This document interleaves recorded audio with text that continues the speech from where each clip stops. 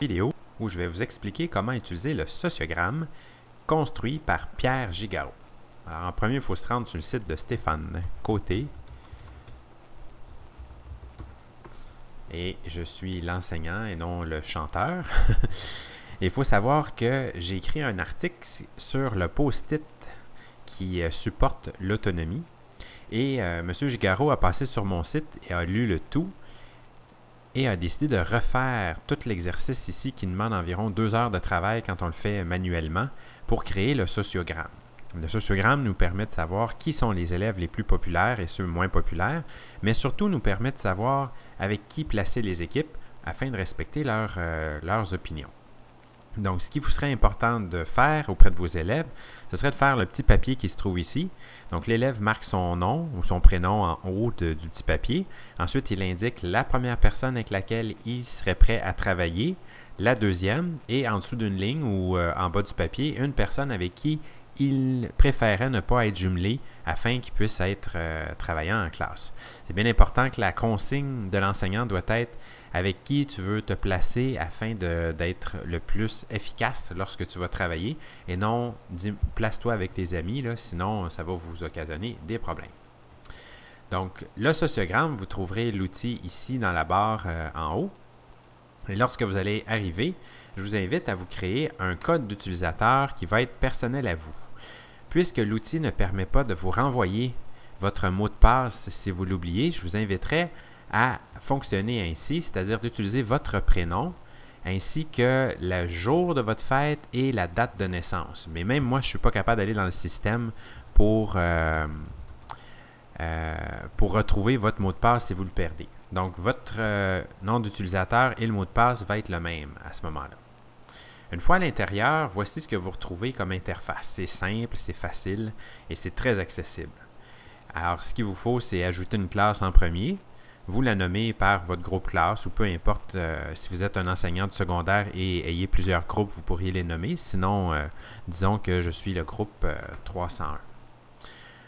Une fois ceci fait, vous choisissez le groupe que vous venez de créer, puis vous ajoutez vos élèves. Vous pouvez cliquer plusieurs fois sur le bouton afin d'insérer plusieurs prénoms un à la suite de l'autre. Donc là, je pourrais avoir le nom de mes élèves, puis si j'appuie sur le bouton Tab sur mon clavier, je peux passer à l'autre sans utiliser ma souris. Donc, je fais tous mes élèves. Je peux ajouter des élèves ou en effacer en cours de route. Si par exemple Stéphane quitte en cours de route cette année, je vais pouvoir aller ici dans le menu de droite puis faire supprimer cet élève. Voulez-vous vraiment supprimer cet élève? Oui. Donc, je vais aller dans une classe, une équipe où est-ce que j'ai déjà tout plein de noms qui sont indiqués. Et là, Alexander a choisi qu'il voulait être proche de Daniel en premier. Donc ici, je vais aller dans le menu, puis je vais choisir le nom de l'élève avec qui il veut se placer en premier. Ensuite, le nom de l'élève en deuxième, puis la personne avec qui il ne veut pas se placer. Voilà. Et je n'ai pas de bouton sauvegarder. La seule chose que j'ai, c'est que je peux passer à suivant pour passer au prochain élève, ou je pourrais revenir à mon menu principal et cliquer sur un autre élève, Juliette, puis là, je pourrais choisir avec qui Juliette elle veut se placer. Une fois que le tout est complété, ici, j'ai différentes options quand je suis dans mon groupe. Envoyer au tableau, j'y reviendrai tout à l'heure. Les groupes, je peux choisir qu'ils me fassent des équipes de façon aléatoire ou encore qu'ils prennent en considération les choix des élèves ou le sociogramme carrément. Fait que on va commencer par aller voir le sociogramme. Les deux boutons au début vous servent sensiblement aux mêmes affaires, mais tous les avis vont être celui qui va vous montrer là, votre classe. Donc là ici, ce que j'observe rapidement, c'est que Philippe est la personne qui est la moins appréciée dans la classe. Et chez les filles, j'ai Marianne, j'ai Juliette, excusez-moi, qui se trouve être le plus à l'extérieur du cercle. Les élèves qui se trouvent être au centre, donc Luc ici puis Julie, c'est les personnes les plus populaires de la classe. J'ai des filtres ici là, dans mes options qui me permettent de voir seulement les verts. Les verts, c'est les premiers choix. Donc ici, Pouni a choisi en premier Zoé et Zoé a aussi choisi en premier Pouni. Donc ça ici, je peux déplacer mes élèves là, pour permettre d'avoir mes liens. de regarder un peu ce qui se passe dans ma classe. Donc ici, il y a beaucoup de cohésion en équipe de 2 dans cette classe-là. C'est une classe à Dorval. J'ai juste changé les prénoms, là, mais c'est une vraie classe faite avec des vrais élèves. Si je regarde les choix bleus, ah oui, pendant que je suis là, vous voyez ici que Pouli a une ligne verte plus foncée près de son nom. Donc c'est elle ici qui se trouve à avoir choisi Luc, mais Luc, lui, a choisi Thomas en premier. Donc, c'est comme ça que ça fonctionne. Quand le lien il est très fort, c'est que les deux se sont choisis mutuellement. Si je regarde les liens bleus seulement, donc ici, Tikkun et Mélie se sont choisis les deux en deuxième. Donc, Mélie avait choisi quelqu'un d'autre en premier et choisi Tikkun en deuxième. Les liens verts et bleus, ça me permet de savoir qu'est-ce qui se passe dans la classe. Puis des fois, j'ai des triangles qui apparaissent.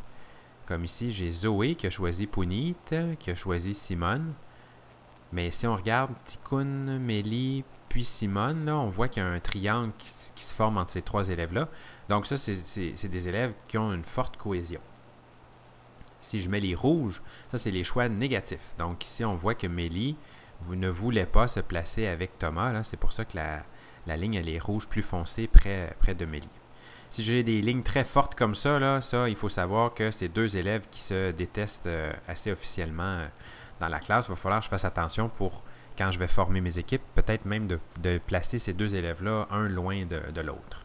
Et là, si je reviens avec aucun filtre, ça me donne vraiment beaucoup d'informations. Puis, anciennement, je commencerai à déplacer mes élèves pour former les équipes.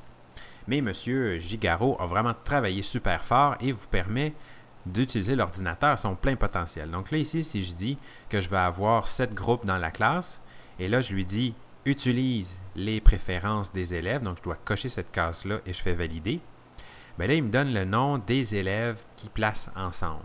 Mais si je veux voir plus en détail les liens qui unissent ces personnes-là, voici avec quoi je me retrouve. Donc là, je peux encore jouer avec mes filtres pour un peu mieux comprendre les liens qui unissent ces élèves-là. Et puis, si je regarde les rouges, il faut juste que je m'assure que les élèves de cette équipe-là, par exemple, il n'y a pas de lignes rouges qui vont à l'intérieur du même cercle. Donc, Marianne et Pouli se sont rejetés. Alors, le système a développé l'outil pour ne pas qu'ils soient à l'intérieur de la même équipe. Donc, on se rappelle que Philippe était un élève qui avait été pas choisi par grand personne. Le système l'a quand même mis dans une équipe où est-ce qu'il y aurait une certaine cohésion. Si je veux avoir des groupes, mettons, on va dire que temporairement, le temps d'un exercice, je voudrais avoir tout simplement 3 groupes pour faire des débats en éthique et culture religieuse, par exemple. Puis je ne veux pas qu'ils utilisent les préférences des élèves. J'ai juste besoin de décocher la case. À ce moment-là, si je visualise ces groupes-là, il est possible qu'à l'intérieur d'un même cercle, comme ici, Simone avait choisi de ne pas vouloir travailler avec Thomas, mais puisque les équipes sont formées de manière aléatoire, l'ordinateur n'a pas tenu compte des choix des élèves. Si j'avais à montrer ça à mes élèves, si je voulais que les élèves se placent ensemble, je montrerais ce tableau-là, mais je ne descendrais jamais pour afficher le sociogramme pour pas que les élèves voient les élèves qui s'étaient choisis négativement, parce qu'ils comprennent assez vite que le rouge, c'était le choix négatif. Alors, ensuite, si je veux choisir un élève au hasard, et là, c'est vraiment un vrai système aléatoire, donc là, il peut choisir un élève, un à la suite de l'autre.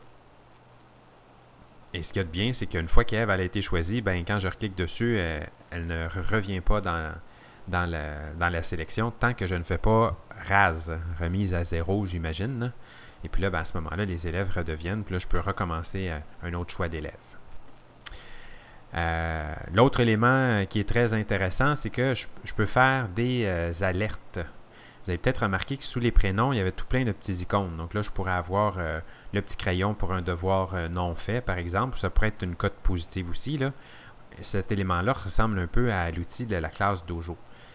Donc, des alertes, comment je fais ça? Donc, je voudrais qu'après 3 devoirs, que j'ai une forme d'avertissement qui apparaisse dans mon système.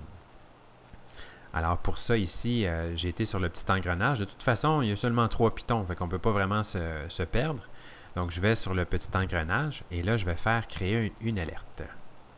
Donc là, je pourrais dire que si je clique 3 fois sur le petit crayon, qui serait par exemple les devoirs, ben là, à ce moment-là, je veux avoir une alerte qui serait le téléphone qui apparaît pour me dire, par exemple, d'appeler à la maison ou peu importe là, quel est le petit icône que je voudrais. Ça pourrait être ça aussi pour un travail supplémentaire ou ça pour m'assurer de vérifier l'élève. Donc, je fais valider. Et là, quand je retourne dans ma classe, ben là, si Catherine, elle n'a pas fait une première fois ce devoir-là, ensuite une deuxième fois et nécessairement la troisième fois, ben là, elle apparaît en rouge. Donc, ça me permet de suivre mes élèves là, d'une manière un peu plus facile. Donc, une dernière chose que je souhaiterais vraiment beaucoup que plusieurs personnes qui s'apprêtent à utiliser cet outil-là fassent, c'est-à-dire aller voir M. Pierre Gigaro ici, puis en bas, vous avez l'outil Faire un don. Donc, vous pouvez faire un don par PayPal, puis ça peut être seulement 4 ou 5 $ ou 10 $. C'est vraiment pas important, mais cet homme-là a passé gratuitement sur mon site, il a développé cet outil-là, puis on est en contact depuis un mois là, afin de faire des modifications à son outil pour qu'il soit complètement fonctionnel. Puis il a tout fait ça vraiment bénévolement. Fait que je vous encourage à lui faire des dons. Alors, au plaisir! Il serait important de vérifier les équipes formées par le logiciel. Ainsi, si vous regardez avec le filtre des verts et des bleus, on peut observer que certains élèves semblent avoir été un peu oubliés, comme Martin a choisi en vert et en bleu des élèves qui se trouvent à être dans une autre équipe. Alors, vérifiez à replacer au bon endroit les élèves. Comme Lily ici semble elle aussi que ses choix n'ont pas été respectés. Donc, en la déplaçant, on peut lui donner son choix prioritaire puisqu'elle avait choisi Eric. Louis aussi pourrait être placé dans une autre équipe.